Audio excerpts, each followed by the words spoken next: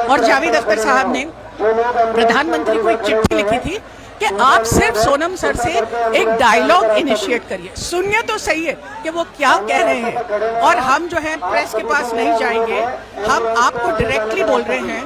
तो मैं उम्मीद करती हूँ कि आपका कोई जवाब आया, तो उनका हमारे पास जवाब आया उनके ऑफिस से कि 2 दिन में आपको जवाब आ जाएगा।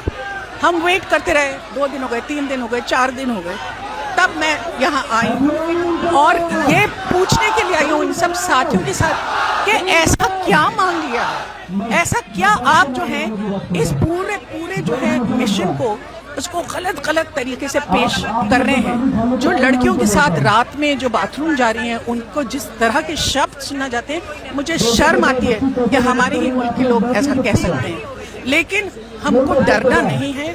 और सही में मुझे ऐसा लगता है कि कैफी साहब जो मेरे पिता हैं, उनका जो शेर है, कोई तो सूद चुकाए कोई तो जिम्मा ले, कोई तो सूद चुकाए कोई तो जिम्मा ले, उस इनकलाब का जो आज तक उधार सहे। तो हमारे युवाओं ने उसकी जिम्मेदारी ले ली है।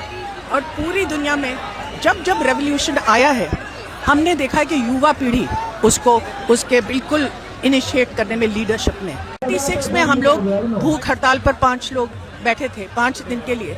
और मैं जानती हूँ कि कितनी हिम्मत चाहिए ये करने के लिए। और ये लोग 21, 22 दिन, मतलब क्या जज्बा है, क्या जोश है। और अपने से आगे अपने बाकी के लोगों के लिए वो आवाज उठा रहे हैं। हम सिर्फ इतना तो कर सकते हैं कि आवाज मिलाएं, उसको एम्पलीफाई करें, इतना तो कर सकते हैं। ये देखा जा रहा है कि किस तरह से उमड़ के लोग आ रहे हैं। उनको ऐसा लग रहा है कि सूरज की शायद कहीं किरण जागे और वो लड़ने के लिए तैयार हैं, पूरा अपना सीना ठोक के कहते हैं कि हम आपके सामने।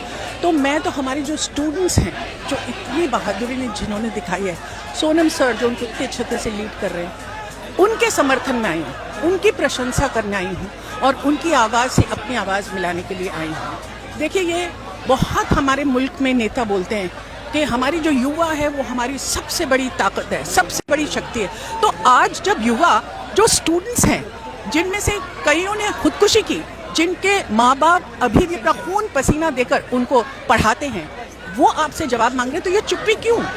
ये आप ऐसा क्यों बर्ताव कर रहे हैं कि ये तो छोटी सी बात है, ये खत्म हो जाएगी। आप यहाँ आके देखिए, ये खत्म नहीं होने वाला है। ये एक दिया बिल्कुल जल गया है और रोशनी फैल गई है, ये चलती रहेगी। ये जो हमने माहौल देखा, आप ये सोचिए, मुझे ऐसा लगता है कि फ्रीडम मूवमेंट के जमाने में इस तरह का क्राउड देखा होगा हमने, कि उम्मीद की एक किरण जागी। तो देखिए किस तरह से उमड़ कर आ रहे हैं। तो जेनजी को हम इसका दोष नहीं दे सकते, अपनी लीडरशिप को दोषी मानते हैं, उसमें सुधार आएगा, ऐसा मैं उम्मीद करती हूँ।